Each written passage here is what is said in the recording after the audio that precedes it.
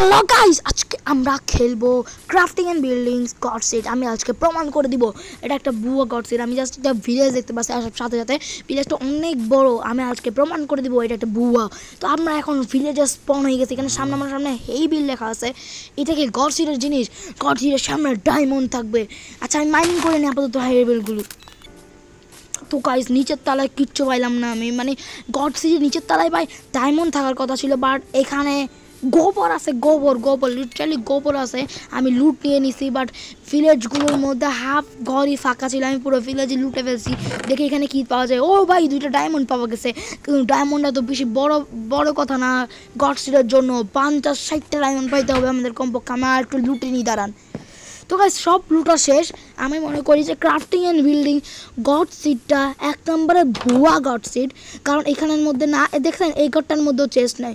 এটা এক নম্বরে ভুয়ার থেকে ভুয়া গড সিট। কারণ এখানের মধ্যে কিচ্ছুই নাই। এখানে একটা মেয়াও আছে, দেখতেছেন, আর কিচ্ছুই নাই।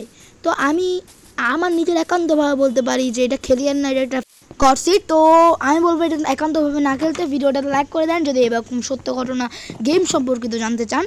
তো গুড নাইট।